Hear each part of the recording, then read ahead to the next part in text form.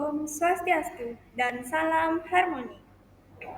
Terima kasih atas kesempatan yang telah diberikan kepada kelompok kami. Di sini kami akan presentasikan terkait pelanggaran norma sosial dan dampaknya terhadap rasa aman masyarakat, kasus mengenai anak hilang di Pesanggarahan. Baik, sebelum kami lanjut ke materi, izinkan kelompok kami perkenalkan diri terlebih dahulu, dimulai dari saya. Perkenalkan, nama saya Nikomang Wahyu Andriani dengan NIM 2411031180 dan rekan saya.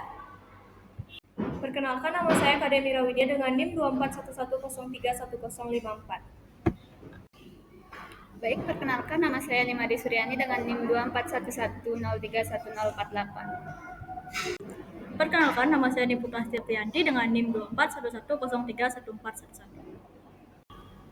Perkenalkan, nama saya Agus Prajabi Gandara dengan NIM 2411031286. Adapun kasus yang kami ambil terkait kronologi lengkap kasus Alvaro Kiano, anak 6 tahun yang hilang di Pesanggarahan ternyata dibunuh oleh ayah tiri. Berita ini bersumber dari tempo.com.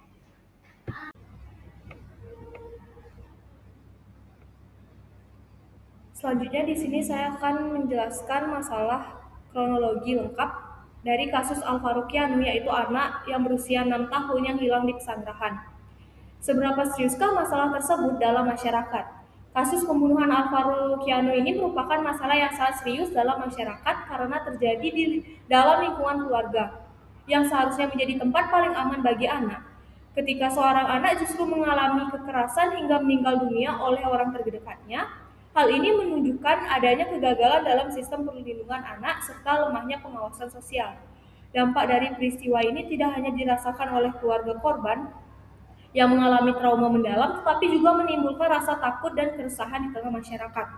Kasus ini juga melanggar pasal 28G ayat 1 Undang-Undang 1945 yang menjamin hak setiap warga negara atas rasa aman dan perlindungannya. Namun seberapa luaskah penyebaran masalah tersebut di negara kita? Nah, masalah kekerasan terhadap anak di Indonesia bukanlah kasus yang berdiri sendiri, melainkan bagian dari pola kekerasan yang masih terus terjadi dan berulang setiap tahun. Bentuk kekerasan ini beragam, mulai dari penganiayaan fisik, pengabaian eksploitasi, hingga pembunuhan yang sering kali dilakukan oleh anggota keluarganya sendiri. Banyak kasus tidak terungkap karena terjadi di ruang privat, disembunyikan oleh keluarga, atau tidak dilaporkan karena takut stigma sosial. Faktor seperti tekanan ekonomi, kurangnya pendidikan pengasuhan, dan lemahnya kontrol sosial membuat kekerasan terhadap anak dapat terjadi di mana saja, baik di kota maupun di desa. Hal ini menunjukkan bahwa masalah ini bersifat luas dan sering kali berada di tingkat nasional. Mengapa masalah ini harus ditangani oleh pemerintah? Masalah kekerasan terhadap anak harus ditangani oleh pemerintah karena perlindungan anak merupakan bagian dari hak asasi manusia yang dijamin oleh konstitusi. Ketika seorang anak kehilangan nyawa akibat kekerasan, hal tersebut menunjukkan kegagalan negara dalam menjamin hak hidup, hak rasa aman, serta tumbuh kembang anak. Oleh karena itu, pemerintah tidak hanya bertugas menindak pelaku melalui penegakan hukum, tapi juga memastikan adanya sistem pencegahan yang efektif. Negara harus hadir melalui kebijakan perlindungan anak, peningkatan literasi pengasuhan, penyediaan layanan pelaporan yang mudah diakses, serta pengawasan yang menjangkau seluruh lapisan masyarakat. Hal ini penting karena kekerasan terhadap anak telah mencapai tingkat darurat nasional dan membutuhkan penanganan yang serius dan menyeluruh. Baik, selanjutnya yaitu haruskah warga negara lain juga ikut bertanggung jawab untuk menangani masalah tersebut?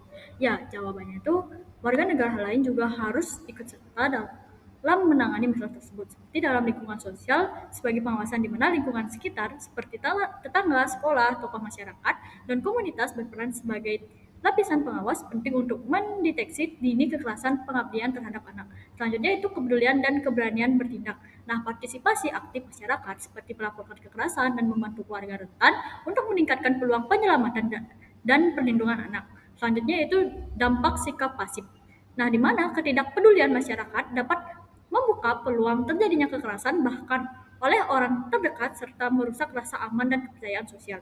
Selanjutnya yaitu tanggung jawab kolektif, di mana perlindungan anak merupakan tanggung jawab bersama keluarga, pemerintah, dan masyarakat untuk menciptakan lingkungan keluarga yang aman dan mendukung tumbuh kembang anak. Selanjutnya, pada kasus ini terdapat perbedaan pandangan yang terjadi di masyarakat, di mana perbedaan yang pertama yaitu terdapat pada motif dan latar belakang pelaku, di mana munculnya dua pandangan utama yaitu empati terhadap kondisi psikologis pelaku dengan tuntutan hukum yang berat demi keadilan bagi korban. Nah, di mana mayoritas masyarakat menilai kekerasan terhadap anak sebagai pelanggaran hak dasar yang tidak dapat ditoleransi. Nah, yang kedua yaitu peran negara dalam ranah keluarga, di mana sebagian masyarakat mendukung intervensi negara untuk lebih ketat untuk melindungi anak, sementara pada pihak lain khawatir hal tersebut akan melanggar privasi keluarga.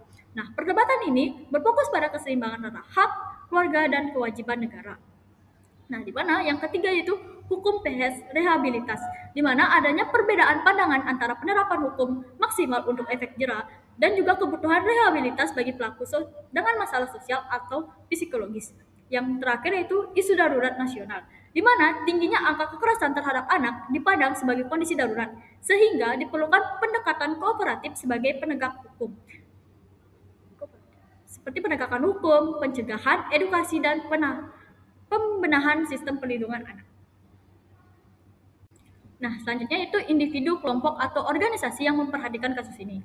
Di mana yang pertama itu ada aparat penegak hukum, di mana penanganan kasus pembunuhan terhadap Alvarukiano mendapatkan perhatian serius dari aparat penegak hukum, khususnya Polres Metro Jakarta Selatan dan Polda Metro Jaya. Aparat berperan dalam melakukan penyelidikan menyeluruh, penangkapan pelaku, serta uji forensik untuk memastikan identitas korban dan penyebab kematiannya. Keterlibatan ini menunjukkan komitmen negara dalam menegakkan hukum serta memberi kepastian hukum dan rasa aman dan keadilan bagi negara, keluarga korban, dan masyarakat. Nah, selanjutnya itu lembaga pemerintah dan tokoh nasional, di mana perhatian terhadap kasus ini juga datang dari lembaga pemerintahan di tingkat nasional. Pernyataan tokoh legislatif menegaskan bahwa kekerasan terhadap perempuan dan anak merupakan persoalan yang serius dan tidak dapat dipandang sebagai kasus individual semata. Sikap ini menunjukkan kesadaran negara bahwa kekerasan terhadap anak merupakan masalah struktural yang memerlukan kebijakan perlindungan, pengawasan, dan intervensi yang lebih kooperatif. Nah, selanjutnya itu ada masyarakat dan keluarga korban, di mana keluarga korban dan masyarakat luas memainkan peran penting dalam mengawal jalannya proses hukum, di mana keluarga korban menuntut keadilan atas peristiwa yang menimpa anak mereka, sementara masyarakat memberikan dukungan moral serta tekanan sosial agar kasus ditangani secara transparan. Partisipasi masyarakat mencerminkan kepedulian kolektif terhadap pelindungan hak anak. Nah, ada pula media massa, di mana media massa turut berperan besar dalam menyebarluaskan informasi terkait kasus ini dan mengawasi penanganannya. Nah, pemberitaan di media sosial membantu meningkatkan kesadaran publik mengenai tingginya angka kekerasan terhadap anak, yang mendorong aparat serta pemerintah untuk bersikap lebih responsif. Dengan sorotan media, khusus ini berkembang menjadi isu publik yang dapat memperhatikan luas di tingkat nasional. Nah, yang terakhir yaitu tingkat dan lembaga pemerintahan manakah yang bertanggung jawab menangani kasus ini. Nah, yang pasti itu dalam tingkat lokal itu penanganan kasus ini dilakukan oleh Polres Metro Jakarta Selatan dan Polsek setempat melakukan penyelidikan awal, penangkapan pelaku, serta pemeriksaan forensik terhadap uji DNA dan rekonstruksi kejadian. Aparat di tingkat lokal berperan sebagai garda terdepan dalam merespon cepat laporan kekerasan terhadap anak dan memberitakan kepastian hukum bagi keluarga korban. Nah, selanjutnya itu tingkat nasional. Di tingkat nasional, melalui DPR, melalui tokoh-tokohnya menegaskan bahwa kekerasan terhadap anak merupakan persoalan serius dan bersifat struktural. Lembaga legislatif mendorong penguatan regulasi sistem perlindungan anak untuk mencegah serta edukasi masyarakat mengenai pengasuhan dan pengawasan anak. Yang terakhir yaitu pemerintah pusat, di mana pemerintah pusat tidak hanya mendukung penegakan hukum, tetapi juga bertanggung jawab untuk meningkatkan program perlindungan anak, penguatan sistem pelapor, layanan sosial, dan pendekatan preventif menjadi prioritas utama untuk mencegah terulangnya kekerasan terhadap anak. Materi selanjutnya menilai kebijakan alternatif yang disarankan untuk mencegah masalah. Kebijakan yang diusulkan. Berbagai individu, tokoh masyarakat, aktivis perlindungan anak, dan lembaga pemerintahan mengusulkan sejumlah kebijakan untuk mencegah terulangnya kasus kekerasan berat terhadap anak. Secara umum, usulan kebijakan tersebut meliputi penguatan regulasi perlindungan anak, peningkatan sistem deteksi dini di tingkat keluarga dan lingkungan, serta perluasan akses layanan pengaduan masyarakat. Berbagai kelompok aktivis mendorong agar pemerintah menerapkan program edukasi pengasuhan positif bagi orang tua, terutama di daerah dengan resiko tinggi kekerasan domestik. Selain itu, lembaga legislatif mengusulkan revisi terhadap Undang-Undang Perlindungan Anak agar hukuman bagi pelaku kekerasan berat dibuat lebih berat dan memberikan efek jerah. Tidak sedikit pula masyarakat dan organisasi non-pemerintahan yang mendorong adanya peningkatan sejumlah pekerja sosial, konselor keluarga, serta unit layanan terpadu di tingkat kecamatan agar mekanisme penanganan dan pencegahan dapat berjalan lebih cepat dan efektif. Di media sosial, warga mengusulkan kewajiban pelaporan dari tetangga atau sekolah jika melihat anak mengalami kekerasan sebagai bagian dari penguatan kontrol sosial.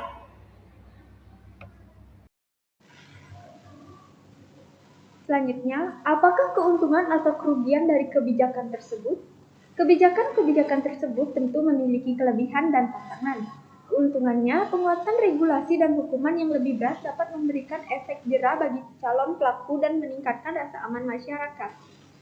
Program edukasi pengasuhan bagi orang tua dapat mengurangi risiko kekerasan akibat stres, kurangnya literasi pengasuhan, atau konflik keluarga. Sistem deteksi dini melalui sekolah, puskesmas, dan masyarakat dapat membuat kasus kekerasan terungkap lebih cepat, sehingga korban lebih mungkin diselamatkan sebelum terlambat. Penambahan pekerja sosial serta layanan terpadu di tingkat daerah juga meningkatkan efektivitas pencegahan dan penanganan pasca kejadian. Namun, sejumlah kebijakan juga memiliki potensi kerugian dan kendala. Pengawasan pemerintah yang terlalu ketat terhadap keluarga dapat menimbulkan resistensi atau dianggap sebagai bentuk intervensi yang terlalu jauh ke ranah privat. Hukuman yang lebih berat tanpa disertai rehabilitas bagi pelaku yang mengalami gangguan psikologis dapat membuat masalah kekerasan tidak selesai sampai akarnya. Program edukasi pengasuhan membutuhkan anggaran besar, tenaga profesional, serta komitmen jangka panjang yang tidak mudah dipenuhi oleh semua daerah, terutama wilayah terpencil. Sementara itu, kewajiban pelaporan dari masyarakat bisa menimbulkan konflik sosial jika tidak diatur dengan baik. Misalnya menimbulkan fitnah atau kesalahpahaman. Dengan demikian, setiap kebijakan perlu dirancang secara seimbang antara penegakan hukum, edukasi pencegahan, dan rehabilitasi agar tidak menimbulkan masalah baru.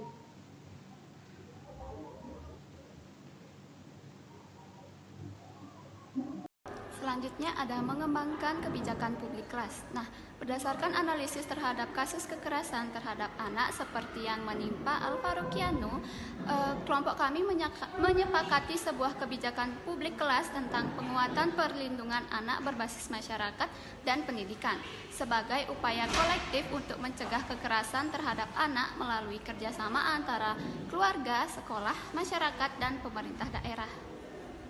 Nah, kebijakan ini dirancang agar sepenuhnya sejalan dengan Undang-Undang Dasar tahun 1945, terutama pada pasal 28B ayat 2 yang menegaskan bahwa setiap anak berhak atas kelangsungan hidup, tumbuh, berkembang, dan berhak atas perlindungan dari kekerasan dan diskriminasi.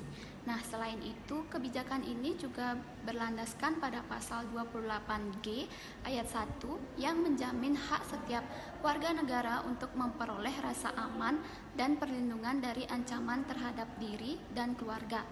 Nah, serta pasal 34 ayat 1 yang menyatakan bahwa anak-anak terlantar dan kelompok rentan lainnya dipelihara oleh negara. Dan pasal 1 ayat 3 yaitu Indonesia sebagai negara hukum. Upaya mendorong masyarakat untuk melaporkan kasus kekerasan dan memperkuat pengawasan sosial merupakan bagian dari peran warga dalam membantu negara menjalankan fungsi penegakan perlindungan anak. Nah, berdasarkan landasan konstitusional tersebut, kebijakan kelompok kami ini menekankan pentingnya edukasi pengasuhan positif bagi orang tua, peningkatan literasi masyarakat mengenai hak dan perlindungan anak, serta penguatan sistem warga peduli anak untuk mendorong deteksi dini dan pelaporan kekerasan secara aman dan bertanggung jawab. Sebagai negara hukum yang dimana diatur dalam pasal 1 ayat 3, upaya mendorong masyarakat untuk melaporkan kasus kekerasan dan memperkuat pengawasan sosial merupakan bagian dari peran warga dalam membantu negara menjalankan fungsi penegakan perlindungan anak.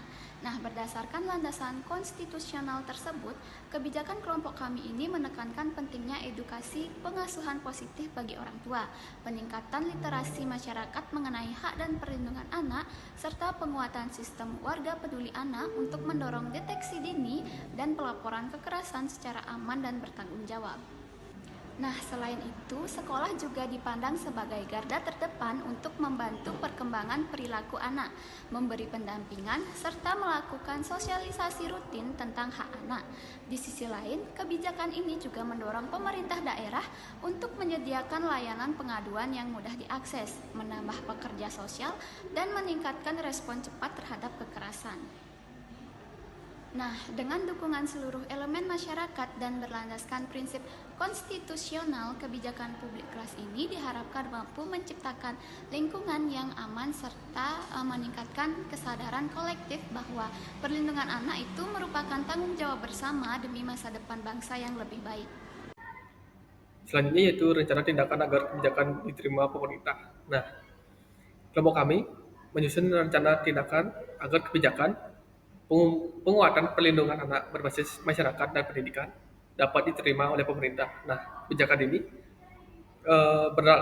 berlandaskan pasal 28B ayat 2, pasal 28G ayat 1, dan pasal 34 ayat 1 Undang-Undang Dasar 1945. Nah, kebijakan ini menekankan pentingnya kerjasama antara keluarga, sekolah, masyarakat, dan pemerintah daerah dalam menciptakan lingkungan yang aman bagi anak-anak. Nah, adapun langkah-langkah yang kami lakukan yaitu pertama, mengumpulkan data dan menyusun dalam bentuk proposal kebijakan yang mudah dipahami. Nah, yang kedua yaitu kami melakukan audiensi dengan pemerintah daerah serta memanfaatkan saluran aspirasi publik seperti musrenbang, forum desa, dan layanan aspirasi online. Nah, yang ketiga yaitu untuk memperkuat usulan, kami juga mengajak masyarakat memberikan dukungan melalui petisi, kampanye edukasi, media sosial, dan pemberitaan di media. Nah, dengan adanya dukungan masyarakat, pemerintah diharapkan lebih memperhatikan dan mempertimbangkan kebijakan ini. Nah, yang selanjutnya yaitu cara mengajak masyarakat untuk mendukung rencana kerja. Nah, kelompok kami mengajak masyarakat mendukung rencana kerja melalui kegiatan sosialisasi, diskusi, dan edukasi sederhana tentang perlindungan anak. Nah, materi yang disampaikan dengan bahasa sederhana yang mudah dipahami dan contoh yang dekat dengan kehidupan sehari-harinya.